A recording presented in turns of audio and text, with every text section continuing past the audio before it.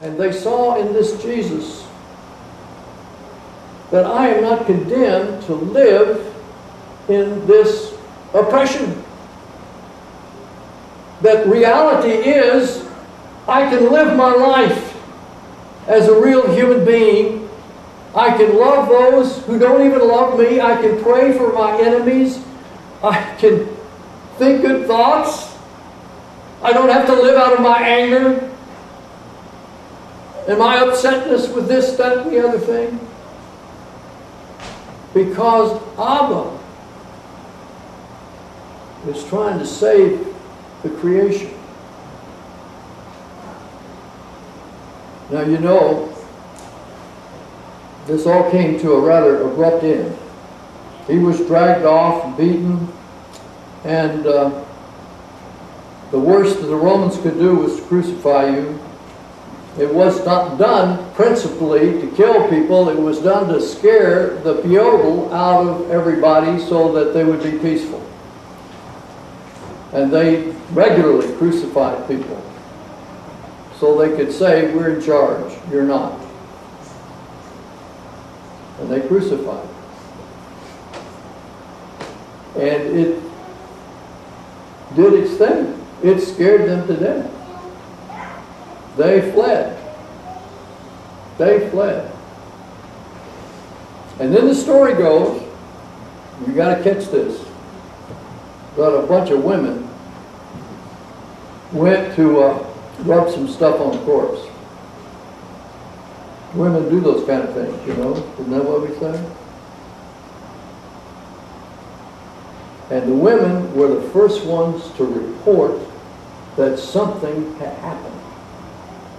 Now you have to understand, even in much of the world today, that a woman's word is no good. Women in many courts cannot report a rape of themselves because they would dishonor their family and they could be killed for it. So you don't see many rape trials in many of those countries. Don't see many of them here.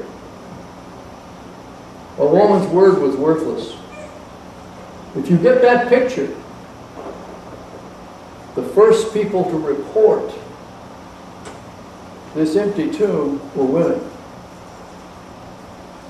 And then people began to say, well, we were walking down the road and this strange character came up and started talking to us and started explaining things that were going on in life.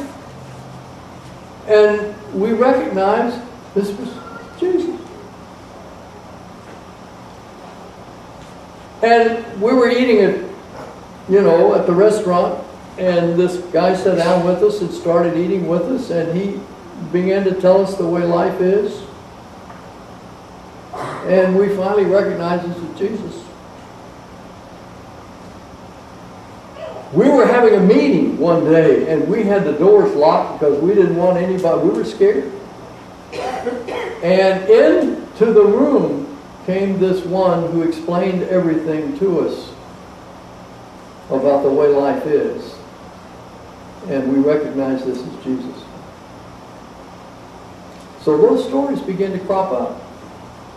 And people began to think, maybe there's more to this than we thought. And those appearances then stopped. They didn't have them anymore. And so they began to remember Elijah and some of the other. There was an ascension. And this Jesus went to sit at the right hand of God up in heaven. Now, if you lived in that time, you would know what this code word meant. When the Caesars sat down and made a ruling, or any ruler sat down and made a ruling, the people on their right hands were the things that made it happen. The people on the left hand were just underlings. So if they sat on the right hand, this is what John talked about in the Logos was in the beginning, was the Word was with God. This Logos was at the right hand. This is what made things happen. They were trying to say that.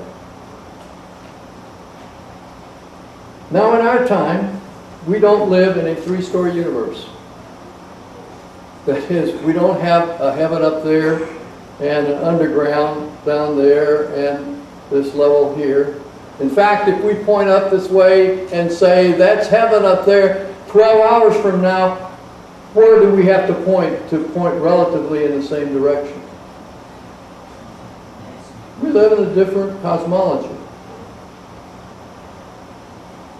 We have a different set of metaphors and a different kind of mythology about what makes life life. I remember when I studied biology, we had to learn all the plants and the species and all that. Remember?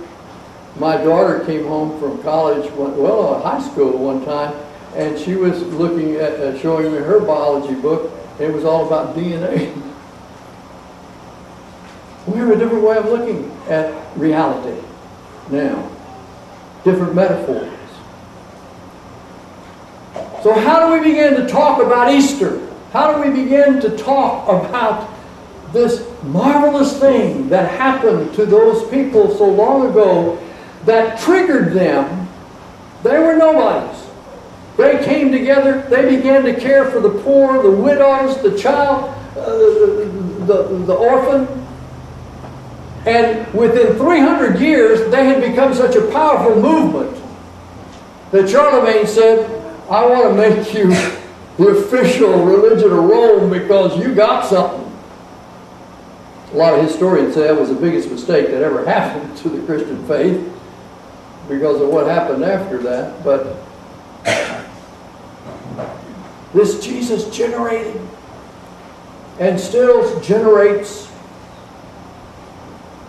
resurrection. It's interesting, though, that our papas and mamas did not choose to have an open tomb here. They chose to have a cross. That is, they took the worst of the symbols and made it the central part. That if you die to your illusions about the way life is, to living out of your hatreds and out of your complaints,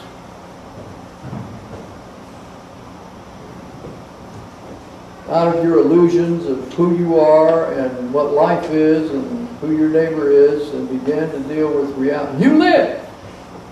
You begin to live. And this is not something that happened 2,000 years ago. This is buried in life. It's something that happens now. This is the way life is.